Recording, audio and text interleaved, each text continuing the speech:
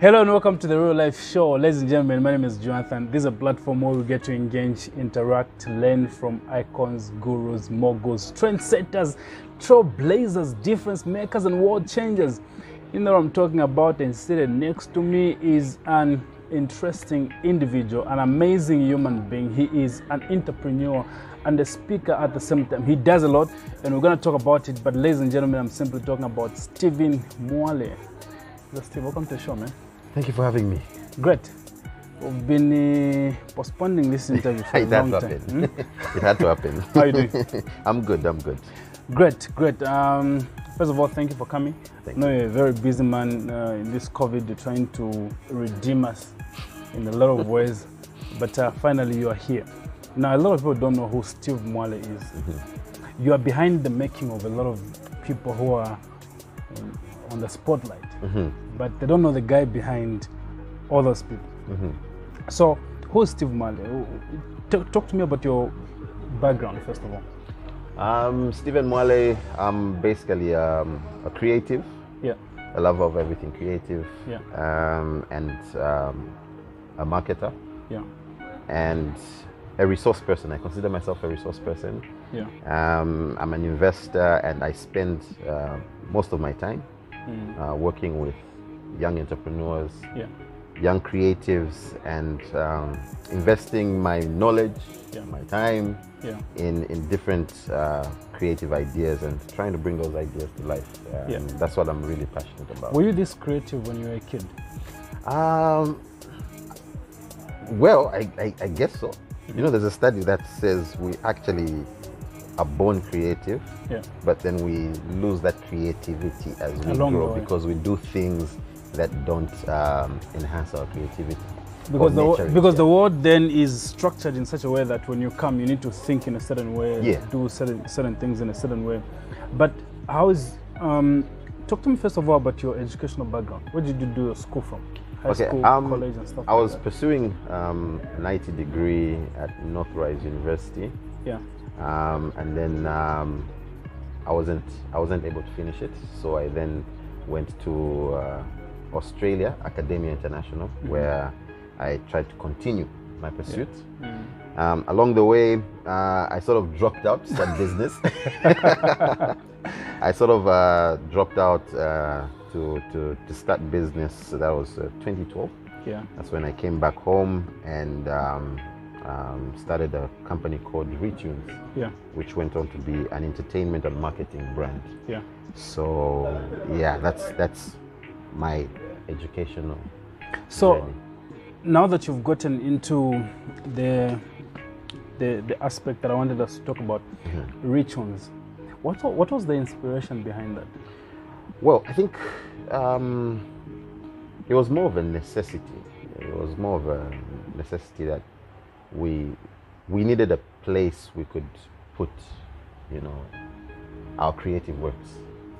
At that time, I was working with different young artists, dancers, all around creatives, and we didn't have connection back then. We didn't know people in media, on TV, radio, so we couldn't get our content out there. Okay, so it was sort of frustrating having all this creativity, all these ideas, but then you can't reach the world. So I met a friend who sort of introduced me to the idea of creating a website. He showed me how he did it, and I was like, wait a minute. That's how I went to Uncle Google, learned how to code, and we created a website. We created a website that would house music that was done by the young people that were under my label at that time. So those young people would get their music, put it there. At first it was just for my label. But then over time, the needs was greater. There were people who were not signed to my label at that time who needed their music out there. So they jumped on. Time went on, we started seeing that this idea is actually brilliant. It's working. It can work. Sort of went on a break, shut it down. That's the time I went to study in Australia. Came back, And when I came back, I was like, no, let me pursue that idea that I once started. That's how we set up Retunes, and we opened up the platform to everyone. Next thing, we're seeing artists from around Lusaka, Copperbelt, Zambia, Malawi jumping on board, till we had over 14 African countries that are represented by the same website. So it was amazing, and it provided a solution to a lot of young people's problems at that time, which was to get their music out there. And I can attest to the fact that you opened doors for many young artists, because then for people who were denied access to their music on radio, on TV, they'll just put it online. And then the modern day, you know, kids, they just go online and then just download. And then, but did you make money out of that? So our platform was still is it's a promotional platform, so it's promotional music that's there. So an artist can have maybe 1 or 2 songs off the album that they want to just like, I want to give the people, it's promotional music. They would contact us and we'll put it there. So our model was really get people on, because with a marketing background, we're like, okay, look, the money won't be from the music, the money will be from the attention we get from the music. So we got the attention from people, and that's how 2013, we launched an apparel line. So we did t-shirts, merchandise, and the like. And in 2 years, we sold to over 10,000 people our products. And you would have some people who would come buy, I want 10 t-shirts, I want 20 bands, I want, you know, it was crazy. And that attention, we diverted it to merchandise. And then after a while, we diverted it to events. So we're doing events, and then as we were doing the events and the music online and all the buzz that was going on, would find people in organizations who were from, let's say, a marketing department. And they'd be like, we love how you are marketing your stuff online. So later on, we started an agency, an advertising agency, which would go on to service some of the biggest brands in the country. And would work with them both on a consultancy level and full service marketing aspect. So we did make money indirectly as a business from the model. So most of the money was really made from the marketing and merchandising and the events. Awesome. I look at you as a creative individual and as a brilliant man. Where did that come from? Can you call it a gift? Is it a gift? Is it a talent? Do you research? Do you expose yourself to certain knowledge? Or can you say it's just something that is inborn? I think there's a lot of brilliant people. There's a lot of brilliant people. I meet people and I'm like, wow, I wish I was like you, you know? So, but personally for me, I think, let me just say where I got most of my life lessons from. I think were my dad and my mom. They really took a very active role in instilling certain principles, certain ideas, you know, and dad and mom actually introduced me at a very young age to, you know, Rich Dad, Poor Dad, Robert Kiyosaki. And for me, that was life-changing, you know. I became a fan of Monopoly, and they encouraged it. Dominance. Yes, you know. Then whenever dad and mom were either, you know, buying new property or, you know, investing in something, they would carry us with them. You know, they really had us involved. Like anything they were doing, they always asked for our opinions.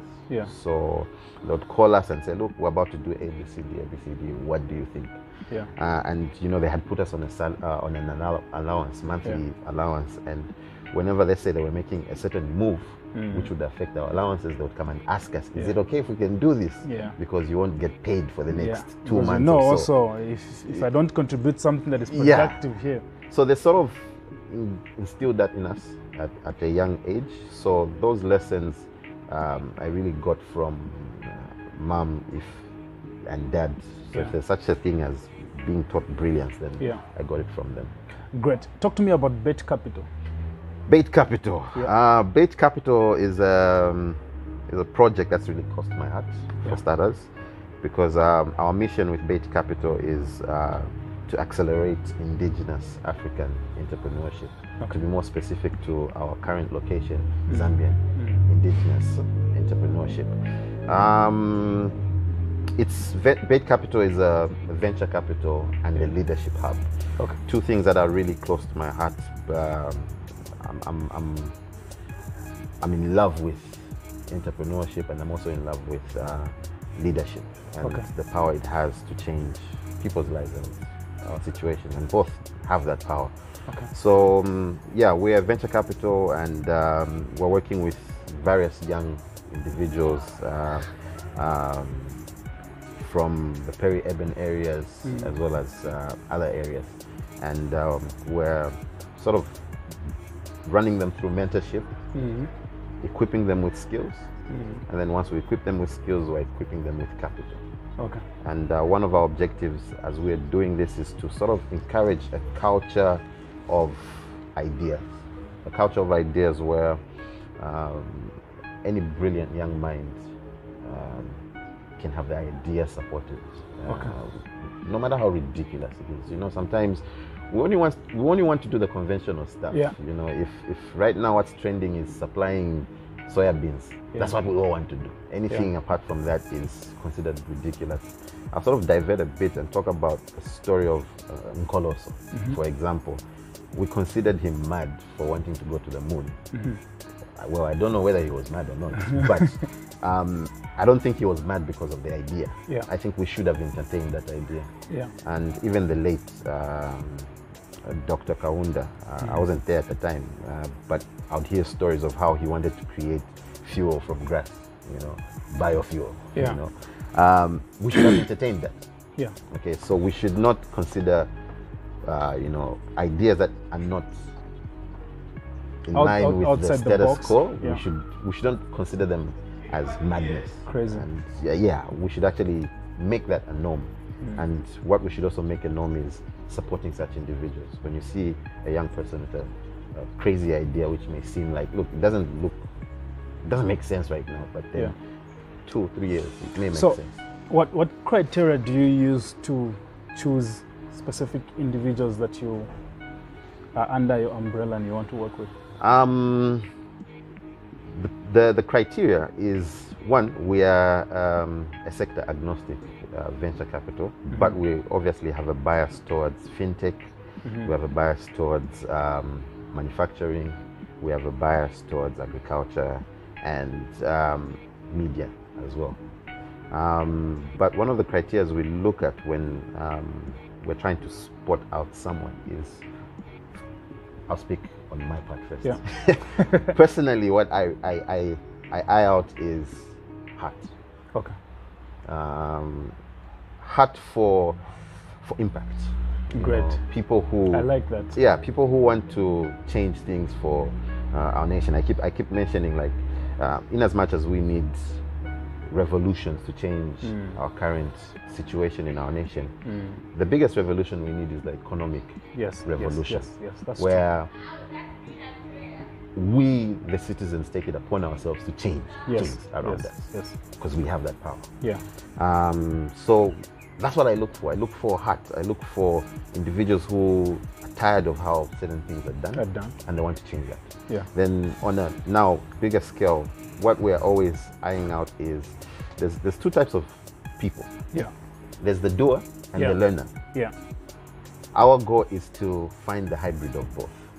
A doer and a learner. Because what we've discovered of our period of work is that most of the time the doers don't want to learn. You know, you find the guy, he's really good at what he does, but then you're trying to structure what he's doing. You're trying to put structure to what he's doing. You're trying to put organization around what he's doing. But he feels like, no, I'm already making money. I can't. What will I learn from you? Then you have the learner. These are the people who love workshops. Yeah. They're always attending conferences, workshops. Where are you speaking next? No. It's not about where I'm speaking next. It's about the action. Yeah, it's about getting that information and doing. So what we are looking for is a hybrid of both. Yeah. Those who are able to do as well as learn. Wow. That's our criteria. So impact, doing, and learning. Great. You're into modern day marketing. Yes. That's what I can describe it. I look at what you do. It's modern day marketing, penetrating through the COVID situations and ensuring that people's businesses are out there despite these barriers that have come on board. Can you help me or help the people with strategies that they can use in terms of marketing their products or services in this current situation that we are going through as a globe? Yeah, COVID has taken lives, but it's also brought a new life, to how we do things. Yeah. And it's sort of highlighting us. It's sort of highlighting to us the issue of efficiency. Yeah. Okay, how does a business operate on an efficient level, ensuring that every little resource you have, because now your resources have been taken away, they're limited. Yeah, they're limited. So you have to make the most of the little you have. Okay, and this is also in line with marketing. Yeah. Okay, marketing is not about big budgets. Marketing is not about just being the big organizations and how they roll out their campaigns. The old way of doing things. Yeah, the old way of doing things. The traditional way of doing things. Marketing has sort of also taken a new life. And COVID has sort of shown us that new life, which is people are constantly looking for ways to connect, with the creators of the products that they use. And COVID has sort of put us on a spot where you really have to create the bond with your customer now, more than ever before. Yeah. Because without that bond, you won't have business. Okay, so some of the tips or suggestions on how a business can take this new, take on the new normal is, one, utilize the resources, the little resource you have. So for example, what's your marketing budget? Okay. Currently you can play around with a smaller budget but still be effective with the tools we've been given. Okay. Facebook, for example, social media. Okay. Because of COVID, everyone is on their phone. Yes. Okay. That means you now have more attention on your phones. If you actually think about it, they're called, I just call them celebrities, but we call them Facebook celebrities. I don't know if you've noticed, there's been an increase on the number of Facebook celebrities since COVID came in. Yes. Why? Because we're spending more time on the phone. We are bored. So we're constantly looking for these, who can entertain me right now? So that's also an advantage to the business. It means the cheaper mode of communicating or communicating with your customers has now become cheaper for you. Okay, you now have more eyes, you now have more attention from the people. So you putting the little resource that you have and channeling it effectively towards digital marketing, that's beneficial. So there's one, you utilizing the technology we now have. Okay, and there's also the aspect of we're in an era where COVID has just shown us, look, you've had amazing gadgets at your disposal, but you're not using them. Okay, businesses are now being shown that phone you have, that laptop you have, a lot for it can do wonders. That laptop you have, that phone you have, can do wonders for you. Okay, just be creative. Okay, and another thing that businesses need to do is stop selling. Okay, stop selling. It's how whenever you see a person with a briefcase, a suit coming your way, you automatically assume these guys are coming to evangelize to me or whatever, and you try to escape them. It's the same thing with business. When you hear someone you're like, okay, where can I exit? Okay, what we need to start doing now is telling stories. Wow, I like that. The businesses that tell stories build connections, and the businesses that build connections begin to win. you begin to sell. People no longer buy because your product is super amazing. Yes, they'll buy because of that, but they also buy because they love the people that create the product. The relationship. Yes, the I've seen young people who, 1 minute he was selling tomatoes, and everyone is like, yeah. Matter of fact, let me give an example of one of my favorite entrepreneurs locally, Rafik. You know, he starts Beggar Boss. Everyone is excited. Yeah. Subs. Yeah. Everyone is excited. Yeah. Ooh la la, everyone is excited. Yeah. Okay, he's now launched Matebeto. Everyone is excited. You're not excited because he's done something out of the ordinary. You're excited because you love the story he stands for. Yeah. You get my point? So people love the people that create the stuff that they enjoy. Amazing. As an entrepreneur and a leader, what would you say are your leadership? What would you say is your leadership style like? I used to be a micromanager. Okay. So if it also affected my leadership, where I'll constantly be on people. But over the years, I've developed to being. I think I consider myself like an ego. I sort of define my leadership style to one of an ego, where I grab you, I tell you, look, this is what you need to do, and then I throw you over the cliff. Yeah. And then leave you to fly. Yeah. Yeah. When you're about to hit rock bottom, that's when I swoop in and I grab you. Yeah, I sort of, I'm a hands-off type of, I think I believe in people. Yeah. And I also believe in experience. Yeah. There's a power in having experience, like it's sort of like a lifeguard. You have a lifeguard there by the pool, and you jump into the water. As you are trading the water, you are experiencing and you're knowing how to swim. But if you don't manage, there's someone seated right there who will come in and grab you. Yeah. And I think that's the best style, because when we experience certain things, we cherish the things we get out of it. What are your core values in life? My core values in life is be a support system to someone. Great. I think that's like the biggest value in my life. Like I believe we're all designed to unlock doors for others. We're all designed to be a pillar of support for someone. We're all designed to bring out the best in others. And every single time we become selfish, every single time we think of ourselves, we delay or deny someone of their destiny. Wow. So that's powerful. for me, that's the biggest value that I hold. What would you say are your driving forces in life? What drives me is the greatness that humanity has. The greatness that humanity has, and the role we all have, and the responsibility we all have to bring out that potential in humanity. And, we shouldn't just focus on what we can't do or what's wrong. I think we need to focus on what can be. Yeah. And the amazing stuff that lies in all of that. Yeah. I know you're still doing awesome and great things, but right now, what would you say is your biggest accomplishment that you are most proud of? Whew.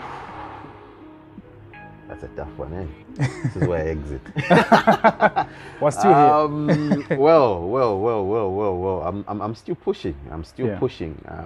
But I every single time I see someone that I believe in, every time I see that person succeed,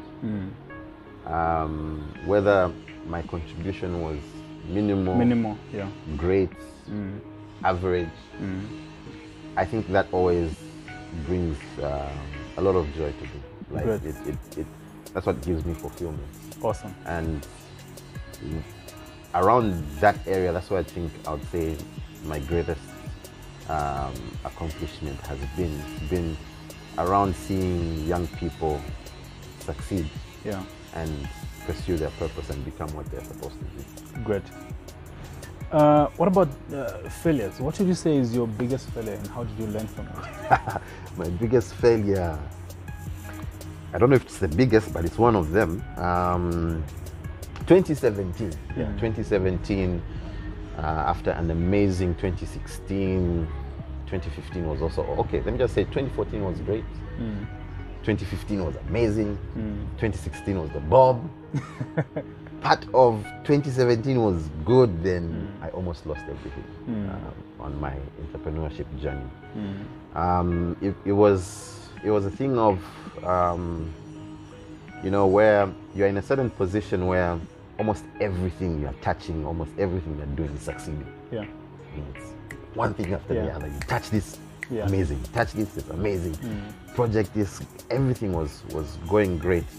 But I think the growth was quicker than my leadership growth. Okay, so the projects I was working on and everything was growing faster than I was growing as an individual. Yes, as a leader, you know. And because of that, I didn't have enough capacity to sort of contain everything around. And that's when I got a wake-up call that was around August, November, somewhere there. And I was like, no, we need to fix things. You know? And normally we don't get to see that we are losing grip. Because we don't have people who are. That's why I don't love. I'm not the biggest fan of praise. I don't hate it, but I'm not the biggest fan of praise because praise makes you lose sight of areas where you need the wrong thing that you maybe where you need to improve. And that's where my mentors came in and sort of they showed me where I was missing it. And I was like, no, you're missing it there, you're missing it there, and that sort of helped me get back on the track of growth. What would you say is the most important thing that you've learned in life so far? Most important thing I've learned in life is that anything is possible. I think anything is possible. Believing and trying. You lose nothing. You know, you lose nothing. Even when you fail, you actually lose nothing. You only fail when you don't try.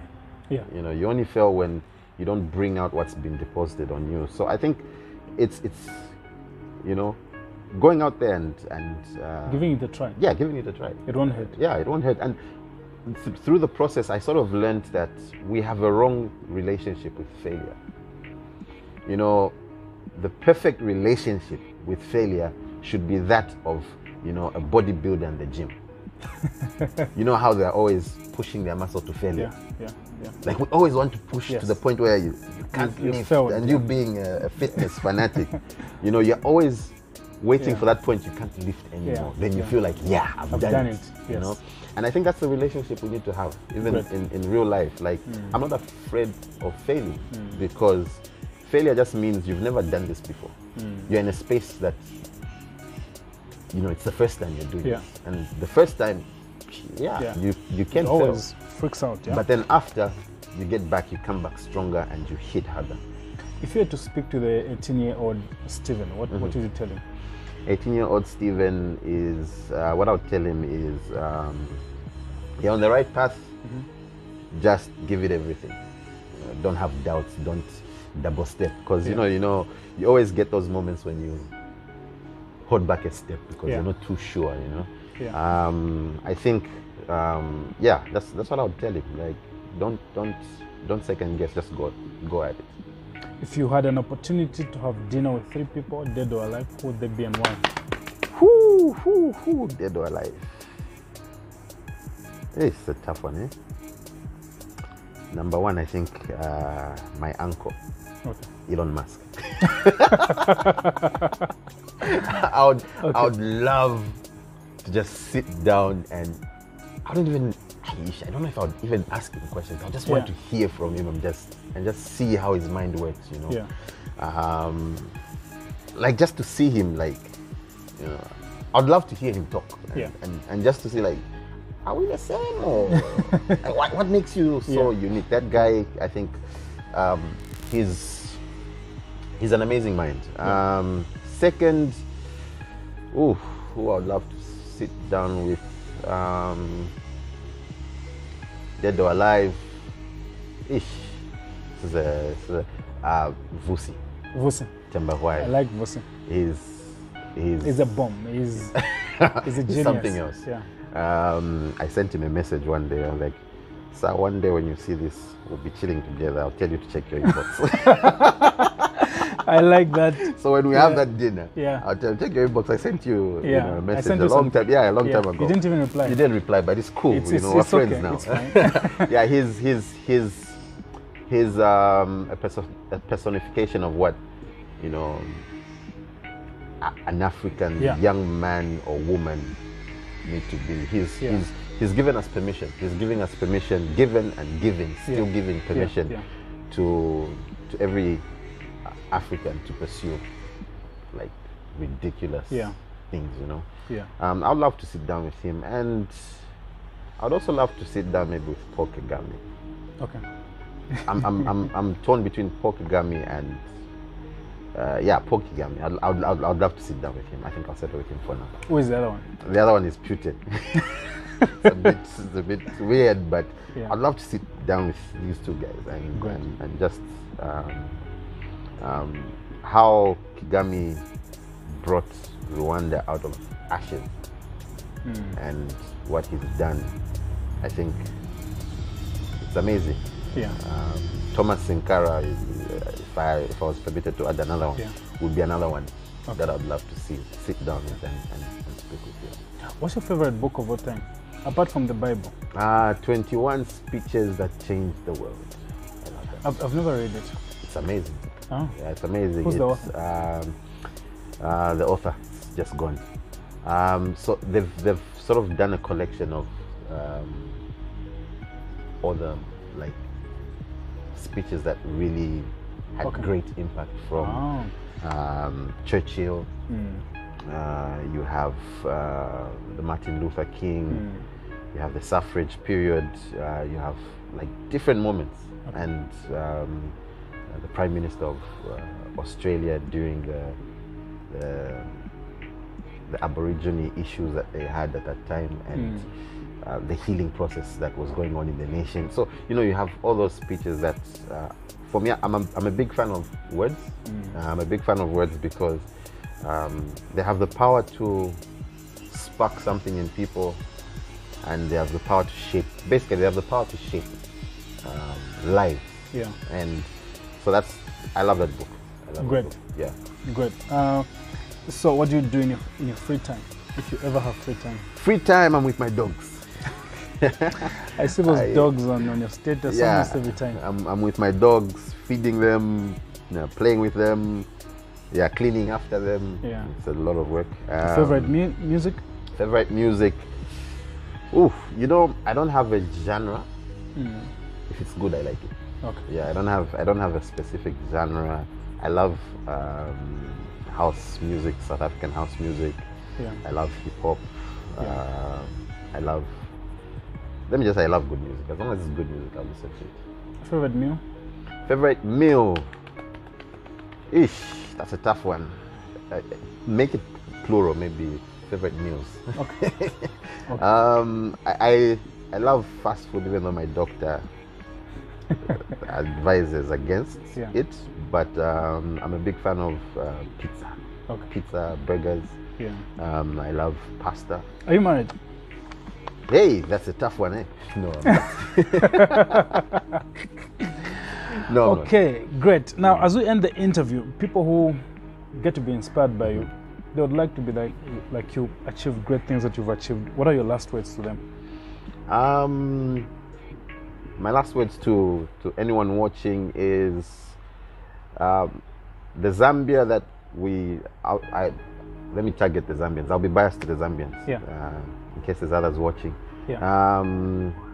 The Zambia we want to see, the Africa we want to see, let me include Africa. The Zambia that we want to see, I think begins with, I think it's a responsibility for everyone. Yeah.